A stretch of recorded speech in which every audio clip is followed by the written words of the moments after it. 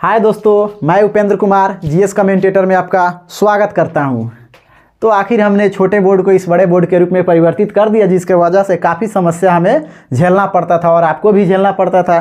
तो बट हमने यहाँ फाइनली बोर्ड को चेंज कर दिया है और उसके बाद से देख रहे हैं कि क्वालिटी में बहुत परिवर्तन दिख रहा है। तो अब हम इसी बोर्ड से स्टडी करेंगे, ठीक है। तो हमारे आज से यहाँ पे हम पढ़ेंगे प्रतिध्वनि का उपयोग। जो टॉपिक हम पिछले लेक्चर में पढ़े थे कि प्रभावित जो करता है ध्वनि के चाल को, तो कौन कौन से ध्वनि के चाल को प्रभावित करने वाले कारक होते हैं। तो हमने ध्वनि के चाल को प्रभावित करने वाले कारक के बारे में पढ़ा था कि यहाँ एक टेम्परेचर होता है जो ध्वनि के चाल को प्रभावित करता है। उसके बाद डेंसिटी होता है जो ध्वनि को चाल को प्रभावित करता है। और तीसरा कारक जो हमने पढ़ा था ह्यूमिडिटी यानी आर्द्रता, यानी वायुमंडल में जब आर्द्रता होता है तो उसका डेंसिटी, वायुमंडल का डेंसिटी कम हो जाता है। और जब वायुमंडल का डेंसिटी कम होगा तो वायुमंडल वाला जो एटमॉस्फेयर में जो पार्टिकल होते हैं वो ज़्यादा तेज़ी से मूव करेंगे और इस माध्यम से साउंड का चाल वहाँ पे बढ़ जाता है। उसके बाद हमने रिफ्लेक्शन ऑफ साउंड पढ़ा था, ध्वनि का परावर्तन। तो वहाँ हमने देखा कि ध्वनि जब किसी कठोर सतह से टकराती है तो वह रिटर्न आ जाती है। तो इस घटना को हम रिफ्लेक्शन ऑफ साउंड कहते हैं। तो यहाँ एक चीज़ देखने को मिल रहा है हमें, जब साउंड का परावर्तन हो रहा है तो किसी कठोर सतह से टकराने के बाद साउंड का परावर्तन हो रहा है।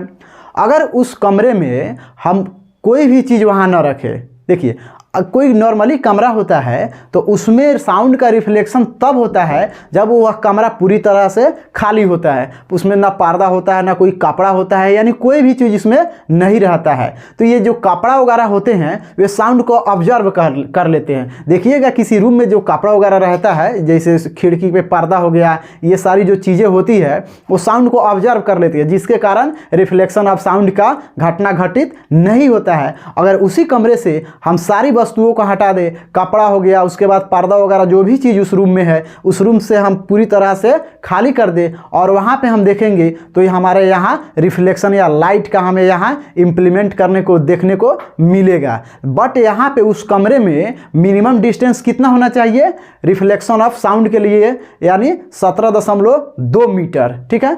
यानी किसी भी ध्वनि का परावर्तन अगर हमें सुनना है तो ध्वनि का परिवर्तन जहाँ से हो रहा है और ऑब्जर्वर जहाँ खड़ा है, उन दोनों के बीच में न्यूनतम दूरी कितनी होनी चाहिए? 17.2 मीटर। तो यहाँ तक हमने कल अध्ययन किया। अब आइए हम आगे चलते हैं और ये हमारे साउंड का लास्ट लेक्चर है। यहाँ लास्ट लेक्चर है जिसके आज हमारा साउंड टॉपिक पूरी तरह से फिनिश हो जाएगा। देखिए यहाँ पे हम रिफ्लेक्शन ऑफ साउंड का इम्प्लीमेंट कैसे करते हैं, यानी प्रतिध्वनि का उपयोग हम कैसे करते हैं। तो रिफ्लेक्शन ऑफ साउंड का इम्प्लीमेंट यहाँ करने के लिए देखिए, आप लोग देखे होंगे कभी गांव या शहर में आप अगर हैं तो आपको देखने को मिलेगा लाउड स्पीकर, जिसे हम लोग क्या कहते हैं, चोंगा कहते हैं, हेते हेते होता है, ठीक है। तो चोंगा हम उसको कहते हैं। तो उसका एक आकृति होता है, ठीक है, उसका एक आकृति होता है उस चोंगा का, ये हमारा चोंगा होता है और उसका ये कीप होता है, उसका क्या होता है, कीप होता है, ठीक है। तो इसको हम ऐसे ना कर, इसको हम सीधा बनाते हैं और इसका एक यहाँ पे ऐसे होता है, ठीक है। तो ये हमारा चोंगा है, ठीक है। अब देखिए हमने बताया रिफ्लेक्शन ऑफ साउंड का इम्प्लीमेंट कैसे करेंगे। तो रिफ्लेक्शन ऑफ साउंड का इम्प्लीमेंट करने के लिए हम आइए यहाँ एक लाउड स्पीकर के चित्र के माध्यम से समझते हैं। यहाँ देखिए इसमें होता क्या है, लाउड स्पीकर में हमें कोई आवाज़ सुनाई कैसे देता है, साउंड कैसे सुनाई देता है। यानी यहाँ पे चूंकि यहाँ पे हम लिख चुके हैं प्रतिध्वनि यानी रिफ्लेक्शन ऑफ साउंड, यानी चोंगा में ध्वनि का जो परावर्तन हो रहा है, बार बार ध्वनि का उसमें परावर्तन हो रहा है। जैसे देखिए यहाँ कोई साउंड क्रिएट हुआ तो यहाँ जाएगा, इधर जाकर टकराएगा, फिर इधर से टकराने के बाद फिर साउंड इधर आता है, ठीक है। अब यहाँ से टकराने के बाद फिर साउंड इधर जाएगा, यानी फिर इस जो लाउड स्पीकर वाला ये जो पार्ट होता है फिर वहाँ टकराएगा, वहाँ से टकराने के बाद फिर लाउड स्पीकर वाला ये पार्ट इसमें टकराएगा। इस तरह ध्वनि का परावर्तन होते रहता है और हम रिफ्लेक्शन ऑफ साउंड हमें यहाँ पे प्राप्त होता है। तो देखिए लाउड स्पीकर में ध्वनि का परावर्तन ऐसे होता है। दूसरा होता है स्टेथोस्कोप, ठीक है। यानी जो डॉक्टर वाला जो ये दोनों जो कान में लगाकर ये जो छाती वगैरह पर लगाया जाता है उसको इस तरह से, तो इसमें भी यही सेम प्रोसेस यही होता है। क्योंकि रिफ्लेक्शन ऑफ लाइट होता है, टकराते टकराते हमारे कानों के माध्यम से उसका हम रीडिंग पढ़ते हैं उस साउंड का, जिसके वजह से हम किसी भी चीज़ का वहाँ कितनी तेज़ी से स्पीड से धड़क रहा है, हमारा धड़कन हृदय कितनी तेज़ी से धड़क रहा है, जिसका हम पता लगाते हैं। ठीक है, तो सेम प्रोसेस लाउड स्पीकर वाला सेम प्रोसेस स्टेथोस्कोप में ही होता है। उसके बाद हम यहाँ तीसरा देखेंगे सोनार में, जिसको हमने हिंदी में लिखा, इसको इंग्लिश में देखेंगे SONAR, सोनार। ठीक है, तो सोनार का फुल फॉर्म होता है sound navigation and ranging. SO sound navigation and ranging, इसका फुल फॉर्म होता है। कई बार पूछ चुका है कई सारे एग्जाम में, तो इसको आप ध्यान में रखिएगा, साउंड नेविगेशन एंड रेंजिंग। ठीक है, अब देखिए इसका उपयोग इसमें प्रतिध्वनि का उपयोग, क्योंकि सोनार किस में लगा रहता है, जो पानी वाले जहाज होते हैं उस जहाज के नीचे इस यंत्र का उपयोग किया जाता है। ठीक है, अब इसमें क्या होता है, क्योंकि ये भी रिफ्लेक्शन ऑफ लाइट में इसका उपयोग किया जाता है, सोनार में रिफ्लेक्शन ऑफ लाइट यहाँ इंप्लीमेंट होता है। तो ये जो जहाज के जो नीचे लगा रहता है, पानी वाला जो जहाज होता है बड़ा बड़ा, उसके नीचे जो लगा रहता है यही यंत्र लगा रहता है। क्योंकि समुद्र में हम देख नहीं सकते हैं, तो इस सोनार से एक अल्ट्रासाउंड रेज निकलता है, जिसको हम आपको पीछे भी पढ़ा चुके हैं, जिसकी आवृत्ति सीमा कितनी होती है, 20,000 हर्ज से ऊपर होती है और कई गीगा हर्ज तक इसकी आवृत्ति सीमा होती है। तो ये जो होते हैं पानी के बड़े बड़े जहाज में नीचे लगे होते हैं, और यहाँ से अल्ट्रासाउंड यानी पराश्रव्य तरंगे निकलती है, जो समुद्र के सतह से जाकर टकराकर फिर रिटर्न आती है, ताकि वहाँ उसका, और रिटर्न आने के बाद स्पीड बराबर डिस्टेंस बटा टाइम के माध्यम से हम उसका दूरी निकाल लेते हैं, और वह ऑब्जेक्ट कितना बड़ा है जहाँ से रिफ्लेक्शन ऑफ साउंड आया, वह उस ऑब्जेक्ट का हम साइज भी पता कर लेते हैं, जिसके माध्यम से हम प्रतिध्वनि का उपयोग सोनार में करते हैं। ठीक है, एक और होता है जो कंसर्ट हॉल होता है, देखिएगा जहाँ बड़ा बड़ा मीटिंग होता है, ये सेमिनार वगैरह, तो देखिएगा उस सेमिनार का जो हॉल होता है ना, स्पाइरल टाइप का होता है, गोलाकार होता है। ठीक है, और ये जो स्पीच देने वाले होते हैं कहीं एक खास पॉइंट पे रहते हैं, और वो जो स्पीच देता है ना उसके बीच वाला पॉइंट देखिएगा, इसमें भी रिफ्लेक्शन ऑफ लाइट का इंप्लीमेंट होता है। तो रिफ्लेक्शन ऑफ लाइट का इंप्लीमेंट ध्वनि का बार बार टकराता है, क्योंकि गोलाकार होता है, ये जो शेप होता है सेमिनार वाला गोलाकार होता है, अधिकांश सेमिनार वाला जो शेप होता है गोलाकार होता है। तो उसमें देखिएगा कि प्रतिध्वनि जो होता है ना कंसर्ट हॉल, क्योंकि सबको सुनाई देना, हर श्रोता को सुनाई देना चाहिए, अब हर ऑब्जर्वर को सुनाई देना चाहिए वहाँ पे। ठीक है, तो ध्वनि जाएगा, कभी ऐसे टकराएगा, फिर ऐसे टकराएगा, फिर ऐसे टकराएगा, यानी ध्वनि घूमते रहेगा। तभी तो सारे श्रोता को सेमिनार का जो आयोजन करता होता है स्पीच देने वाला, उसके आवाज़ों को हम सही तरीके से सुन पाते हैं। तो ये कंसर्ट हॉल में इसका उपयोग होता है।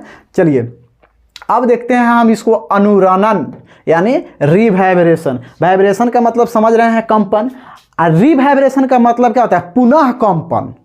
री लग जाने से पुनः कंपन होता है। ठीक है, अब देखिए तो वाइब्रेशन और रिवाइब्रेशन, वाइब्रेशन का रिकंपन, तो यहाँ हमने लिखा है किसी गूंज का, यानी किसी गूंज जो इको होता है, इको किसी गूंज का बार बार परावर्तन का उत्पन्न होना।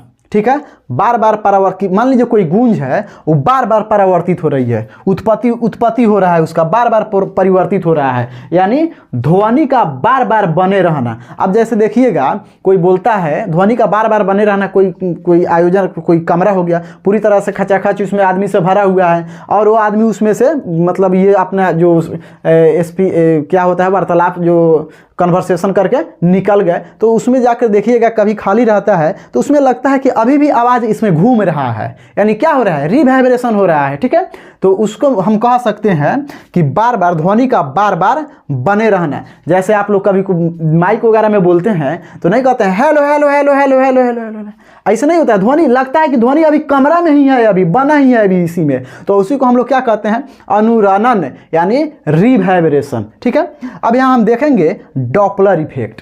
अब डॉपलर इफेक्ट क्या है, इसको समझने के लिए सबसे पहले आप देखे होंगे कोई एम्बुलेंस देखे होंगे।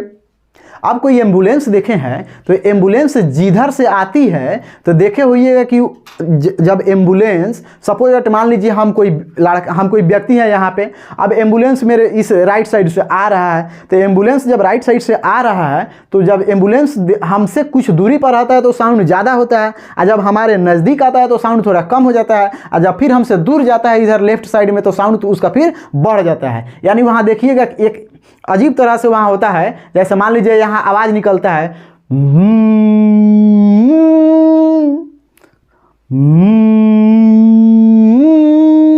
इस तरह से। देखिएगा जब कोई भी मोटरसाइकिल ही होता है, जब थोड़ा हमसे दूर रहता है तो उसका साउंड क्या होता है, ज़्यादा सुनाई देता है, और जब थोड़ा हमारे नज़दीक आता है तो साउंड में क्या होता है, थोड़ा सा परिवर्तन होता है, साउंड पतला हो जाता है, और वहीं जब हमसे दूर जाता है तो साउंड फिर मोटा हो जाता है। यानी हम आपको यहाँ कल पिछले तीसरा या चौथा लेक्चर में हमने आपको बताया था पिच ऑफ साउंड, यानी साउंड का जब फ्रीक्वेंसी ज़्यादा होगा, यानी देखिए यहाँ साउंड देखिए, अब मान लीजिए ये कोई साउंड है और ये कोई साउंड है, तो ये देखिए यहाँ साउंड बार बार यहाँ देख रहे हैं इसका साउंड का जो वेव है बार बार वाइब्रेशन कर रहा है, तो ये हम यहाँ पे हम हैं, ठीक है। अब यहाँ से कोई एम्बुलेंस आ रहा है, एम्बुलेंस, ठीक है।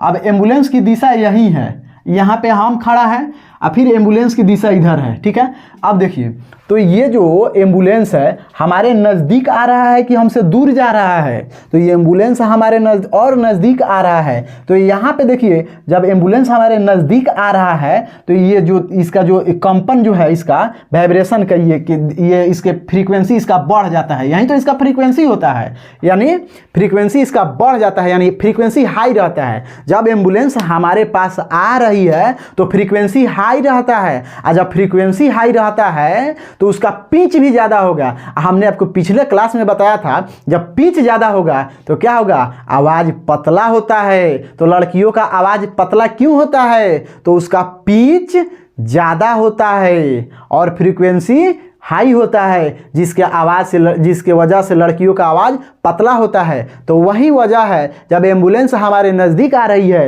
तो आवाज़ मोटा है, और जब बिल्कुल हमारे पास आ जाती है तो लगता है कि साए साए पानी की तरह है आवाज़, और वहीं जब हमसे दूर जाने लगती है तो फिर लगता है कि आवाज़ फिर इसका मोटा हो गया। यानी जब दूर जा रही है यानी फ्रीक्वेंसी इसका लो हो रहा है, यानी हम अभी जितना ही नज़दीक आएगा उतना ही फ्रीक्वेंसी ज़्यादा होगा, और जितना ही दूर जाएगा उतना ही फ्रीक्वेंसी कम होगा, और उसका पिच भी कम होगा, तो आवाज़ क्या होगा, मोटा होगा। हमने आपको चौथा लेक्चर में पढ़ाया था जब फ्रीक्वेंसी ज़्यादा तो पिच ज़्यादा, और पिच ज़्यादा तो आवाज़ पतला। तो यहाँ फ्रीक्वेंसी ज़्यादा आ रहा है तो पिच इसका बढ़ेगा, और जब पिच बढ़ेगा तो है एम्बुलेंसवा का आवाज़ पतले ना सुनाई देगा क्या। अब फिर देखिए, अब फिर है एम्बुलेंस की दिशा यही है, एम्बुलेंस जा रहा है इधर, ठीक है। तो जब एम्बुलेंस हमसे दूर जा रहा है तो यहाँ देख रहे हैं यहाँ जो है फ्रीक्वेंसी है, यहाँ थोड़ा फ्रीक्वेंसी दूर दूर पर होगा, ऐसे फ्रीक्वेंसी की दिशा दूर दूर पे होगी। यहाँ देख रहे हैं फ्रीक्वेंसी साफ तड़ातड़ मार रहा है ऊपर नीचे, यहाँ इस फिगर के माध्यम से समझ रहे हैं। तो यहाँ फ्रीक्वेंसी एकदम हाई होते जा रहा है, अब फिर जैसे हमसे दूर जाएगा फ्रीक्वेंसी लो होते जाएगा, ठीक है। तो फ्रीक्वेंसी ज़्यादा तो इस पिच भी ज़्यादा, और जब पिच ज़्यादा तो आवाज़ पतला, तो यहाँ पे इसीलिए तो हमें सुनाई देता है। It is called Doppler effect.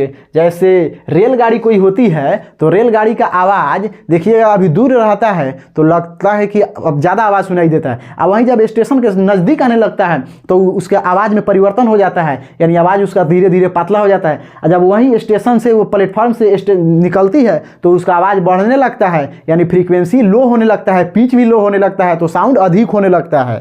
That is called Doppler effect, ठीक है। इसका स्टडी हमने किया। तो यहाँ देखिए यानी फ्रीक्वेंसी का कम होना या बढ़ना क्या होता है, डॉपलर इफेक्ट का ये सबसे बड़ा रीजन होता है। देखिए यहाँ पे किसी ध्वनि स्रोत या श्रोता के बीच, ध्वनि स्रोत या श्रोता के बीच, यहाँ पे हम एम्बुलेंस का बात कर रहे हैं तो एम्बुलेंस क्या है, ध्वनि स्रोत हो गया, और श्रोता यहाँ पे हम हो गए, ठीक है। तो किसी ध्वनि स्रोत या श्रोता के बीच अपेक्षिक गति होती है, यानी अपेक्षिक गति का मतलब कि अब हमारे पास आ रहा है, तब आ रहा है, अब आ रहा है, अब आ रहा है, यानी धीरे धीरे नज़दीक आ रहा है तो वो अपेक्षिक गति होता है। तो अपेक्षिक गति होती है तो श्रोता को जो ध्वनि सुनाई पड़ती है उसकी आवृत्ति मूल आवृत्ति से कम या अधिक होती है, तो ये चीज़ तो हम यहाँ समझाए हैं। अधिक होती है जैसे सायरन बजाते हुए आपके पास से गुजरने वाली एम्बुलेंस और रेलगाड़ी का आवाज़ में परिवर्तन किसके वजह से होता है? डॉपलर इफेक्ट से होता है। ये क्वेश्चन दरोगा में, बीपीएससी में कई जगह है यह क्वेश्चन पूछ चुका है। ठीक है, तो यहाँ पे आप स्टडी कीजिए और यहाँ हम अब यहाँ देखेंगे मैक संख्या के बारे में। ठीक है, डॉपलर इफेक्ट का स्टडी किए हम, यहाँ मैक संख्या देखेंगे। अब मैक संख्या देखिए, मैक संख्या का मतलब यहाँ हम आपको समझा रहे हैं वायु में, चूंकि हम आपको तीसरा या चौथा लेक्चर में बताए थे वायु में ध्वनि का चाल कितना होता है? 344 मीटर प्रति सेकेंड होता है। ठीक है, लाइट का वायु में प्रकाश का चाल कितना होता है? एहू से ज़्यादा होता है, 3 गुने 10 के पावर 8 मीटर प्रति सेकेंड। तो क्या एक बात बताइए आप, वायु में ध्वनि का चाल 344 मीटर प्रति सेकेंड है, तो क्या ज़्यादा है? क्या ज़्यादा नहीं है। इसके चाल से कोई वस्तु की चाल भी हो सकती है। जैसे आइंस्टीन ने E बराबर mc स्क्वायर का रूल दिया था। अगर आइंस्टीन ने E बराबर mc स्क्वायर का रूल दिया था तो उसमें देख उसको जब परीक्षण किया, जांच किया उसके माध्यम से, तो जो व्यक्ति को उसके माध्यम से बैठाया था तो उसमें चूंकि जो क्या बोलते हैं E बराबर mc स्क्वायर, उसमें जो व्यक्ति को जाँच के लिए बैठाया था किसी का, अब बहुत E बराबर mc स्क्वायर समझ रहे हैं, बहुत हाई लेवल का उसका स्पीड हो गया। ठीक है, प्रकाश की चाल से मान सकते हैं उसके स्पीड को। ठीक है, तो उसमें एगो आप अगर उस स्पीड से आप चल रहे हैं तो हाथ एगो इधर छिटाएगो, इधर एगो टंगड़ी इधर, एगो टंगड़ी इधर, समझ रहे हैं ना क्या स्थिति होगा। तो यहाँ पे उससे बहुत कम है वायु में ध्वनि का चाल। ठीक है, तो यहाँ 344 मीटर प्रति सेकंड है, तो वायु में ध्वनि का चाल 344 मीटर प्रति सेकंड है। इसके चाल से कोई वस्तु का भी चाल हो सकता है। इतना चाल किसी वस्तु का भी तो हो सकता है, क्योंकि ये ज़्यादा है नहीं। तो यहाँ देखिए, वस्तु की चाल ध्वनि की चाल के अनुपात को ही हम मैक संख्या कहते हैं। यानी यहाँ मान लीजिए है वस्तु का चाल, ठीक है, वस्तु का चाल बाटा ध्वनि का चाल के अनुपात को क्या कहते हैं? मैक संख्या, मैक नंबर। ठीक है, अब मान लीजिए वस्तु का चाल और ध्वनि का चाल, वस्तु का चाल तो कोई ज़्यादा है, ध्वनि का चाल तो कोई ज़्यादा है नहीं, तो इसको हम वस्तु की चाल में ले सकते हैं। तो वस्तु मान लीजिए ध्वनि का चाल 344 मीटर प्रति सेकंड होता है, तो हम वस्तुओं का चाल होता है इतना मान के चलना पड़ेगा। तो मान लीजिए वस्तु का चाल भी 344 मीटर प्रति सेकंड है और ध्वनि का चाल भी 344 मीटर प्रति सेकंड है, तो ये कट गया तो कितना आएगा? 1 आया। तो यहाँ देखिए, जब वस्तु की चाल तथा ध्वनि की चाल बराबर हो, यहाँ बराबर ना है 344 बटा 344, यानी हम ऊपर ही लिख दिए हैं वायु में ध्वनि का चाल 344 मीटर प्रति सेकंड होता है। इसको याद कर लीजिएगा इसको। अब प्रकाश का चाल क्या होता है वायु में? 3 गुने 10 का पावर 8 मीटर प्रति सेकंड। ठीक है, तो जब वस्तु की चाल यानी वस्तु की चाल 344, अब ध्वनि में वस्तु की चाल तथा ध्वनि की चाल बराबर होता है, ये भी 344, दोनों को काट दिए, 1 आया। तो इस तरह के, तो इसे हम क्या कहेंगे? इस मैक संख्या 1 को हम क्या कहेंगे? Transonic Mach. यानी जब वस्तु की चाल ध्वनि की चाल जब बराबर हो जाए तो उसको क्या कहेंगे? Transonic Mach. यानी मैक संख्या 1 को हम क्या कहेंगे? यानी ये मैक नंबर निकल गया, तो मैक नंबर 1 को हम क्या कहेंगे? ट्रांसोनिक मैक बोलेंगे। यहाँ देखिए 344 बाटा 344 काट कूट कर दिए, 1 बचा, तो इसको क्या कहेंगे? मैक नंबर 1 कहेंगे। ठीक है, अब मैक नंबर 1 हो तो ट्रांसोनिक मैक कहेंगे। क्या कहेंगे? यहाँ पे हमने लिख दिया है ट्रांसोनिक मैक।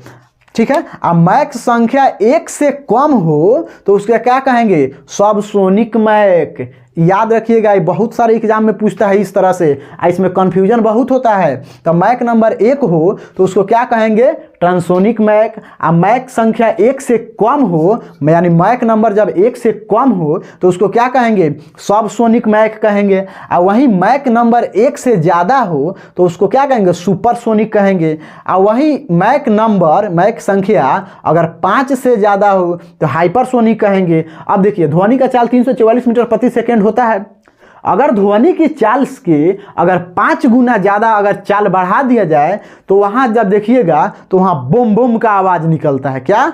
बुम बुम बुमराह नहीं, बुम बुम का आवाज़ निकलता है। यानी जब किसी वस्तु की चाल साउंड की चाल से, माने किसी वस्तु का चाल साउंड की चाल के 5 गुना, जैसे मान लीजिए वस्तु की चाल 1 है, सॉरी ध्वनि की चाल 1 है, तो इसके 5 गुना कितना हो जाएगा, 5 से गुना कर देंगे। अगर मान लीजिए ध्वनि का चाल 5 है तो वस्तु की चाल क्या कर देंगे, 5 से गुना कर देंगे। तो यानी जब यहाँ जब किसी वस्तु की चाल साउंड की चाल से 5 गुना ज़्यादा हो जाए, किसी भी ऑब्जेक्ट की चाल साउंड की वेव से, साउंड की चाल से 344 मीटर प्रति सेकेंड है, तो साउंड की चाल से 5 गुना हो जाए। वस्तु का चाल कह रहे हैं, साउंड तो 344 हिले है। तो जब किसी वस्तु की चाल साउंड की चाल से 5 गुना हो जाए, यानी 344 में क्या से गुना कर देंगे, 5 से गुना कर देंगे, तो जो वस्तु होगा ना, जो उड़ेगा ऊपर ऊपर, उसमें एकदम बुम बुम का आवाज़ निकलेगा। ठीक है, तो जब बुम बुम का आवाज़ निकलेगा ना, तो उसे हम क्या कहेंगे, सोनिक बूम कहेंगे। ओके, तो हमारा चैप्टर ध्वनि यानी साउंड यहीं पे फिनिश होता है। ठीक है, हम फिर मिलते हैं अगले चैप्टर में, मोशन स्टार्ट करेंगे। ओके, जय हिंद, जय भारत।